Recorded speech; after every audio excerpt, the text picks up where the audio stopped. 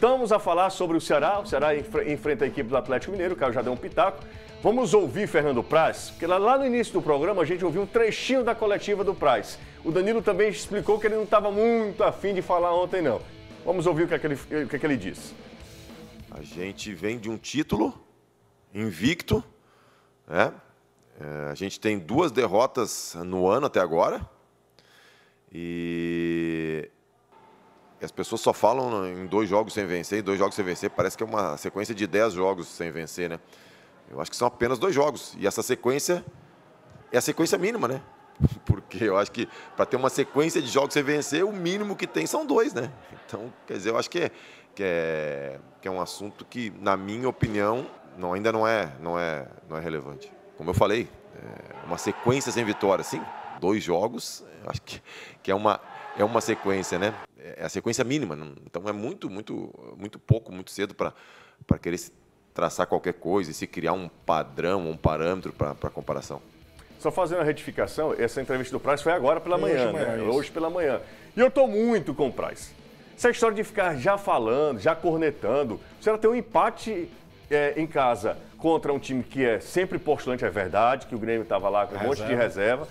E perdeu para o Sport, que é uma derrota, que é claro, quando você pensa, pô, são 3 pontos que você poderia ter... Contra um concorrente direto. Contra um concorrente direto, poderia ter pelo menos pontuado, mas é um jogo fora de casa, aquela coisa toda, e eu não acho nenhum absurdo. Eu acho que tem 2 coisas nessa questão, José. Eu acho que vem um reflexo de 2 anos ruins do Ceará na Série A, e o torcedor não quer que veja o filme de 2018, daquele começo muito ruim. Depois a campanha se torna fantástica de recuperação, uma das maiores da história da Série A de pontos corridos é a recuperação do Ceará de 2018. O Ceará chegou na 12ª rodada, o mundo dava, o Ceará está rebaixado. E o time fez campanha, foi 6º colocado no retorno, e juntando todo o período do Lisca foi muito alto. Depois, a outra parte que ele fala ali, eu acho que é a questão do líder. É o cara que é um dos líderes do elenco, apesar de pouco tempo de clube, mas a história dele dá isso. Ele está blindando a galera que joga com ele também. Meio que assim, eu jogo a pancada em mim aqui, eu estou ouvindo responder vocês, mas vocês estão falando bobagem porque o campeonato só teve 2 jogos. Acho que passa também um pouco por isso, do cara que é um líder natural, assumindo essa postura de blindar o time dele. Cara, vocês estão cobrando demais em 2 rodadas. Mas da parte do torcedor, acho que é muito filme dos 2 anos. O ano passado o Ceará teve muito mais sorte do que juízo para não ser rebaixado. 2018 a reação veio quando ela não costumeiramente vai vir. Não dá para ninguém achar que um time que ganha a partir da 13ª rodada vai conseguir uma reação daquela. Não é o natural. Talvez por isso o torcedor ressabiado fique cornetando nesse momento. Bom, Danilo, como é que está o clima em Porangabuçu? É a pergunta que é muito difícil para o Danilo responder, porque a gente não pode acompanhar os treinos, mas o Danilo é um cara bem informado, tem lá suas fontes, tem os caras que ficam lá passando informação para o Danilo. E eu queria saber do Danilo, como é que está o clima? Eu acho que é um grande exagero que a gente fazer qualquer tipo de avaliação do Fortaleza na Série A e do Ceará. Mesmo que os dois tivessem vencido as suas partidas, a gente não poderia chegar aqui e dizer, olha, vão lutar para o Sul-Americano. Não, o que vier além de permanência é lucro, né, Danilo? Com certeza. É bom dizer o seguinte, não teve nenhuma pergunta de cornetagem aí para o Fernando Praz.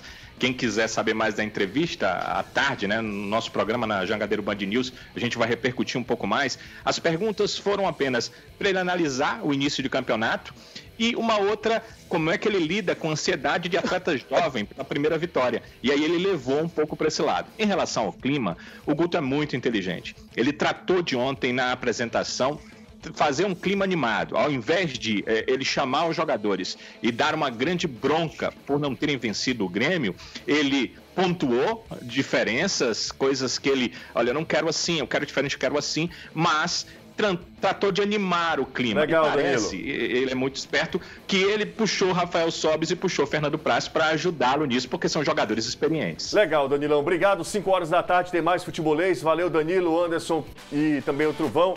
Abraço, pessoal. Valeu. Valeu, turma. Valeu, Caio. Valeu. Tchau. A gente volta na segunda-feira, 10 para 1.